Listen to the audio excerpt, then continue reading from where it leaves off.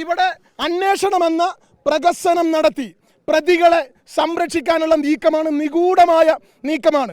അജിത്ത് എന്ന് പറയുന്ന police commandant, അദ്ദേഹത്തിന്റെ പീഡനത്തെ തുടർന്നാണ് ഈ വിനീത് മരണപ്പെട്ടത്.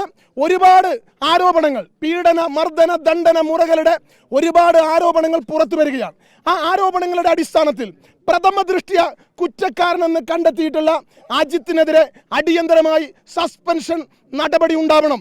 അന്വേഷണ കമ്മീഷനെ നിയോഗിച്ച് എൻക്വയറിയുടെ പേരിൽ അന്വേഷണമെന്ന പ്രഹസനം നടത്തി പ്രതികൾക്ക് തെളിവ് നശിപ്പിച്ച് രക്ഷപ്പെടാൻ വേണ്ടിയുള്ള നീക്കമാണ് ഈ കോൺസെൻട്രേഷൻ ക്യാമ്പ് കേന്ദ്രീകരിച്ച് നടക്കുന്നത്.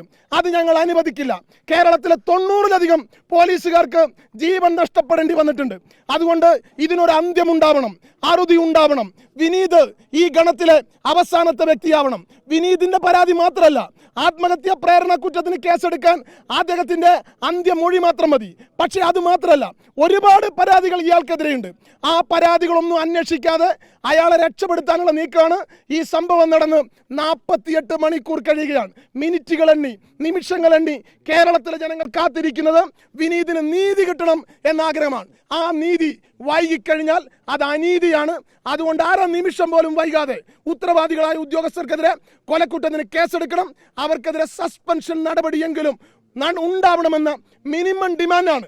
ആ ഡിമാൻഡ് ഉന്നയിച്ച് ഞങ്ങൾ സമാധാനപരമായി പ്രതിഷേധിക്കുമ്പോൾ യൂത്ത് കോൺഗ്രസിന്റെ ജില്ലാ പ്രസിഡന്റ് ആരിസ് മുതൂർ ഉൾപ്പെടെയുള്ള പ്രവർത്തകരെ ക്രൂരമായി ലാത്തി ചാർജ് ചെയ്ത് അറസ്റ്റ് ചെയ്ത് നീക്കുകയാണ്. ഈ സമരത്തെ അടിച്ചമർത്താൻ കാണിക്കുന്ന ആർജവത്തിന്റെ 1000-ൽ ഒരംശമെങ്കിലും സ്വന്തം സഹപ്രവർത്തകന് യൂണിഫോം ഇട്ട, കാക്കി കുപ്പായമിട്ട സഹോദരന് നീതി വാങ്ങിക്കൊടുക്കാൻ ഈ പോലീസ് അതിന് ഒരു സമയം കണ്ടെത്തണമെന്ന് മാത്രമാണ് ഞങ്ങൾക്ക് പറയാനുള്ളത്. അറസ്റ്റ് അംഗീകരിച്ചുകൊണ്ട് നമ്മൾ പോലീസ്